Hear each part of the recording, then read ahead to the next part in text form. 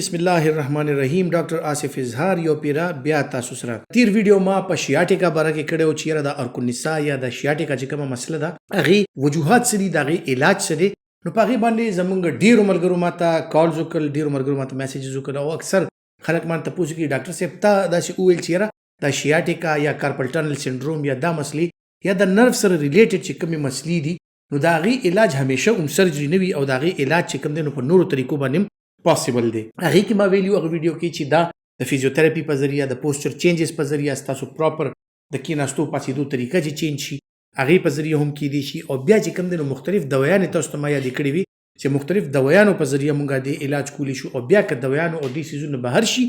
یا کوم تاسو ته ما یو 3 پوینټس ویلیو چې هغه ریډ فلیګز پکې راشي نو هغه نه بعد مونږه سرجری یعنی اپریشن ته ځو نن خبره کو جناب د هغه دوايانو باره کې چې کوم په دې کارپل ټنل سنډروم یا شیاټیکا یا دا مختلف قسم نیوروپاتیک پینز چې کوم دي په دې کې مونږه استعمالو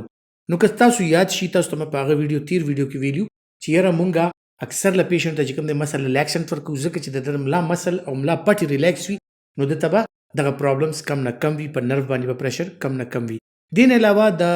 کم زمونږ د ملا اډوکې چې کوم دی هغه بچکولو د پاره د هغه صحت لپاره د هغه ښه صحت لپاره مونږ کیلشیم او وټامین ډي مختلف پیشنټس ته ورکو د عمر لحاظ سره او دغه د اډوکو چې کوم ساخت دی او کوم کنډیشن دی دغه مطابق چاته کیلشیم په کار وی چاته وټامین ډي په کار وی مختلف قسمه سیزونه په کار وی پین کیلر داسې لږ مقدار کې ورکو چې کله کله دي ته درد کیږي حسب ضرورت د درد دوايانې ورکو خو مین چې کوم درې سیزونه ز تاسو ته نن یادوم دغه درې سیزونه داسې دي چې دغه درې سیزونه پکې ډیر زیات ضروری دي خصوصا چاته چې ارکونیسا یا د شیاټیکا مسله ده نو هغه کې د ټولو نه اول سیس کیلشیم او وټامین ډي تاسو ته ما یاد کو چې تاسو اډوکې ټیک وي تاسو د ملا کړای ټیک وي تاسو د ملا اډوکې مضبوط وي نو دغه ډیسک پرابلم او دغه د اډوکې پرابلمز په ناراضي نو تاسو به د شیاټیکا نه محفوظ یې دغه سی کیلشیم او وټامین ډي چې کوم دي نو کوم خوراکونه مونږ ته ملاويږي لکه پې شونګلې ماستو داسې مختلف خوراکونه شو ډيري پروډکټس شو چې پاغي کې نو کدا خوراکونه تاسو زیات کوئ نو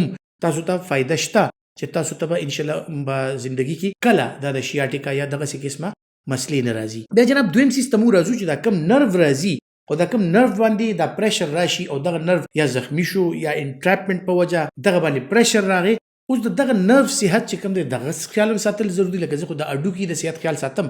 خو د نرو د صحت خیال هم ساتل ضروری دی دغه نرو د صحت لپاره موږ سره دوه وایټامین چې کوم دی انتهایی زیات ضروری دي د ټولو نه ضروری وایټامین چې کوم دی وایټامین B12 یعنی B12 ځکه چې ستاسو په وجود کې د وایټامین B12 کمی وي نو نروز به همیشه د پاره د کمزوري وي او تاسو ته نرو ریلیټډ پرابلمز چې کوم دي دا زیات وي نو اکثر لکه تاسو ګوري د شیاټیکا چې کوم مریضان وي یا کارپل ټنل سنډروم ولې چې کوم مریضان وي یا چې د چا عصبي کمزورتیا وي نروز کمزوري وي نو هغه لمونږ وایټامین B12 ضرور ورکو خو دا پیریفرل نروز چې کوم دي بیرونی نروز چې کوم دي هغه د پاره یو بل شی ډیر زیات ضروری دی B12 سره وایټامین B6 دا مر سره ډیر زیات ضروری دی کدا وی نو تاسو د نرو چې کوم صحت ته هغه برقرار ساتي او تاسو کوم نرو باندې پریشر دی یا نرو ته کوم ډیمیج کیږي نو کم نه کم کی او تاسو ته د شیاټیکا یا د کارپل ټنل چې کوم علامات دي نو دا کم نه کم ستا تراشي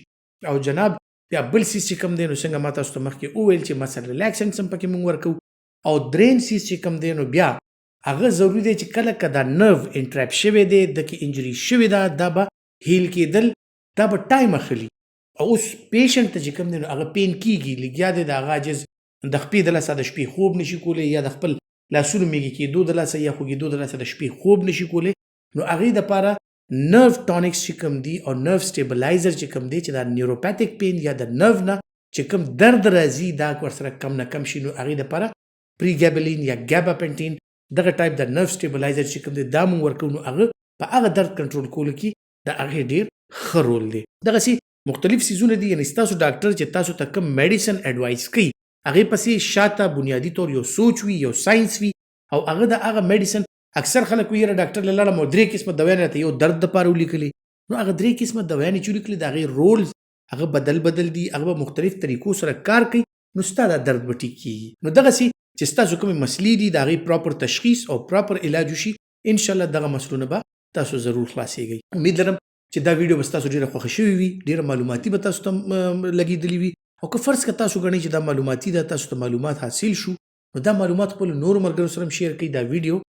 زیات نه زیاتو خلکو سره شیر کړئ او لایک یې ضرور کړئ خپل ډیر خیال ساتئ. الله پامان.